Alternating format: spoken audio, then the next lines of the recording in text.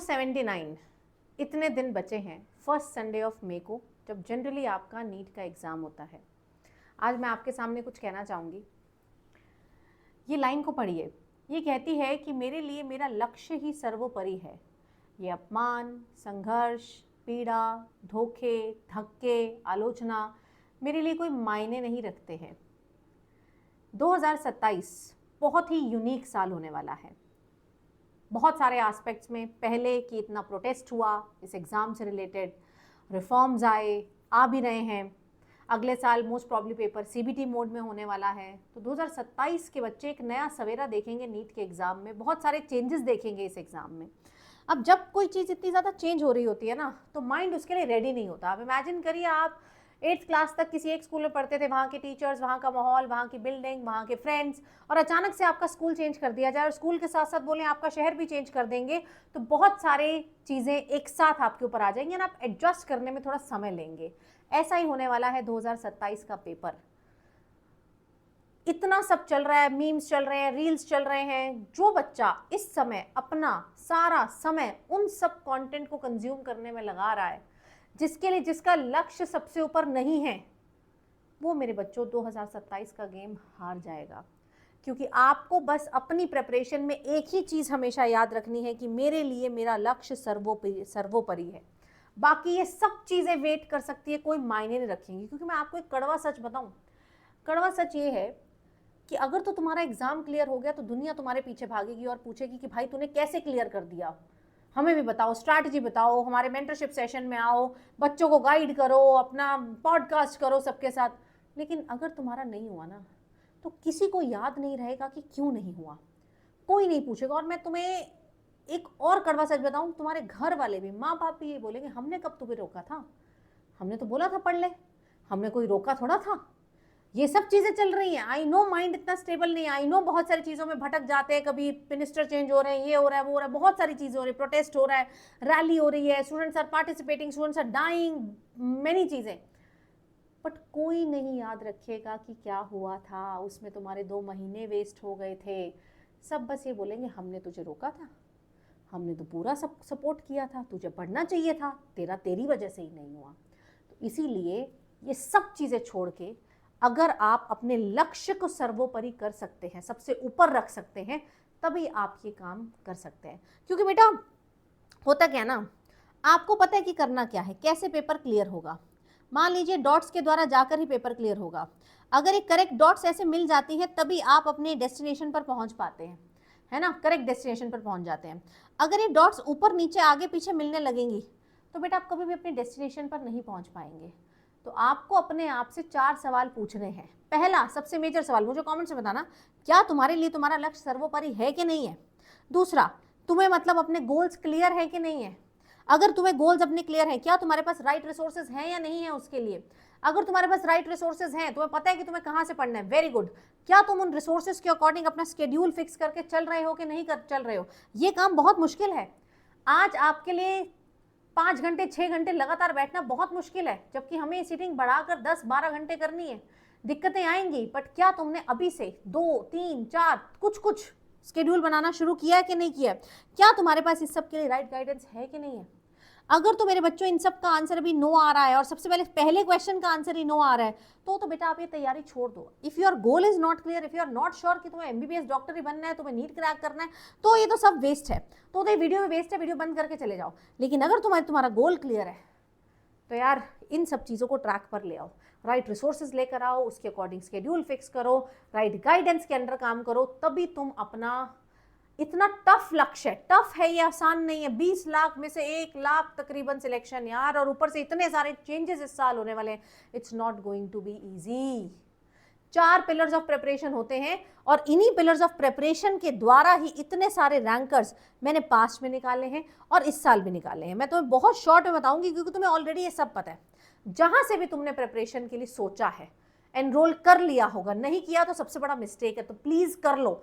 अगर कर लिया है तो वहाँ की लाइव क्लास डेली लगाओ। लाइव क्लास जो बच्चा लगाता है, जो वहाँ से मेरे बच्चों नोट्स बनाता है, उन्हीं नोट्स को मेरे बच्चों आपको रेगुलर रिवाइज करना है, उसी के अकॉर्डिंग आपको प्रैक्टिस करनी। जैसे मैं अपने बैच के बारे में बताऊँ, जितने बैच 2.0 चल रहा है, 3.0 आने वाला है, एवरीडे लाइव क्लास में बच्चों को लिखवा रही हूँ। लिखवाने के बाद वहीं पर उसकी एनसीईआरटी भी रीड करा दे रही हूँ। एनसीईआरटी के साथ साथ वहीं पर उसके पीवाईक्यूज भी क्लास के अंदर करवा रही हूँ।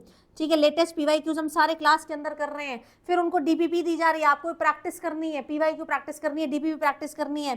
फिर जितना आप कर लेंगे उसके बाद आपको उसका टेस्ट देना है, क्योंकि बिना एनालिसिस के, बिना अपने आप को जज किए, क्या पता हम पढ़ी जा रहे 10 चैप्टर हो गए, 20 चैप्टर हो गए, लेकिन टेस्ट हमें एक का भी नहीं देने आता, और हम टेस्ट के बारे में सोच रहे हैं कि बाद में देंगे, और वो भी तुम सोच रहे हो कि OMR बेस देंगे। तो पेपर 99% अब CBT मोड में हो चुका है, और ये धर्मेंद्र प्रधान जी ने अपने रेजिग्नेशन में ये लाइन लिख दी थी कि हमने डिसाइड कर लिया कि पेपर CBT है, तो 99.9% पेपर CBT में है। तो आप जब टेस्ट दे वो भी ऑनलाइन टेस्ट ही दे, और ये सुविधा, ऑनलाइन टेस्ट की सुविधा, प्रॉक्टेड फॉर्म में टेस्ट की सुविधा सिर्फ और सिर्फ आपको इस समय अनअकैडमी में मिल रही है, हमारे फिनिक्स 3.0 और 2.0 बैचेस में मिल रही है, जिसमें अगर आप CBT वाला लेते हैं तो आप बिल्कुल उसी फॉर्मेट में पेपर दे रहे होंगे जैसे आपका ऑनलाइन एग्जाम कोई भी NTA कंडक्ट कराती है, जैसे CUET कंडक्ट कराती है, JEE कंडक्ट कराती है।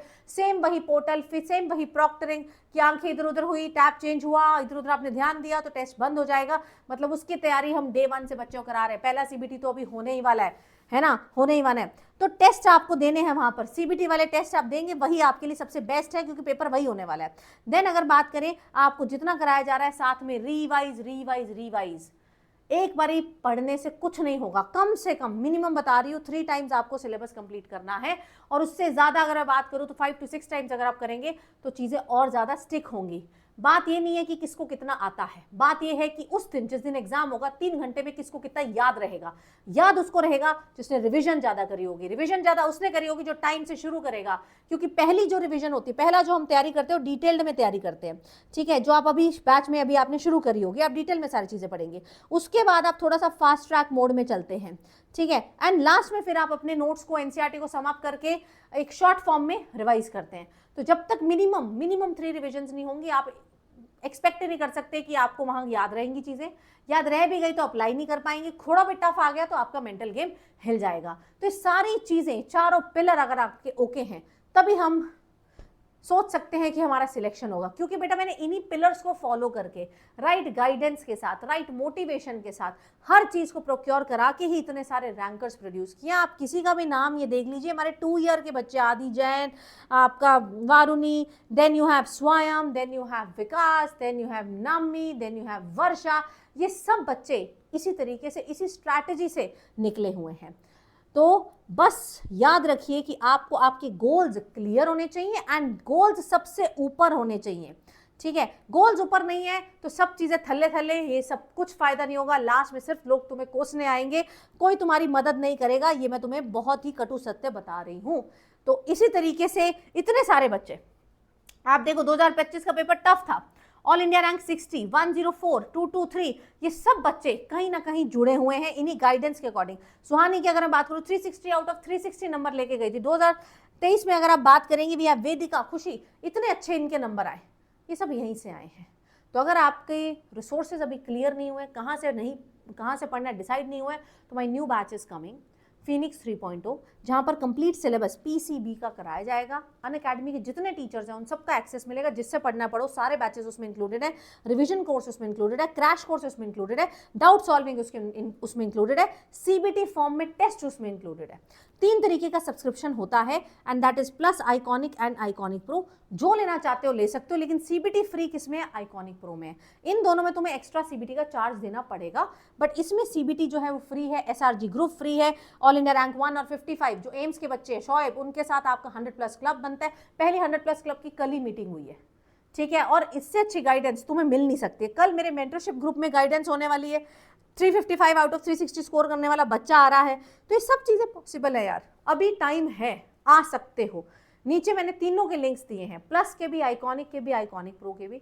आप इस नंबर पे कॉल करके पता कर सकते हैं, 2-3 का और डिटेल, जिसमें आना चाहे आ जाए। एंड अगर आपको मेरे से अटैच्ड फील होता है, अगर आपको लगता है कि यार ma'am is a right guide, क्योंकि मैंने इसी तरीके से इन सारे सालों में बच्चों को निकाला है, तो आप कोड लगाएंगे CPLIVE।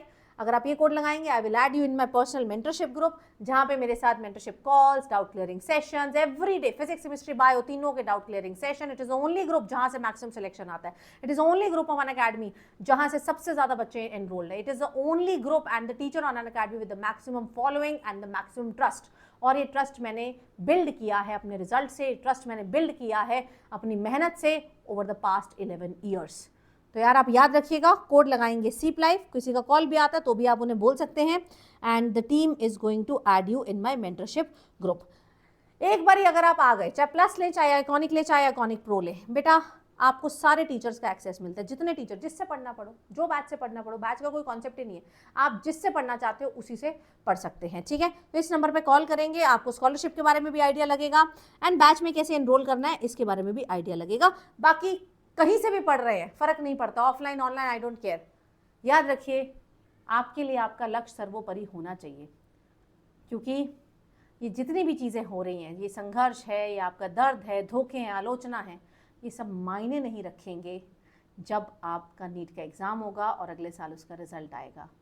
तो मुझे कमेंट्स में बता देना आपका लक्ष्य सर्वोपरि है या फिर नहीं है। Thank you so much guys, take care, I will see you in my batch and this is going to be the last live batch. इसके बाद सब रिकॉर्डेड आएगा। Thank you.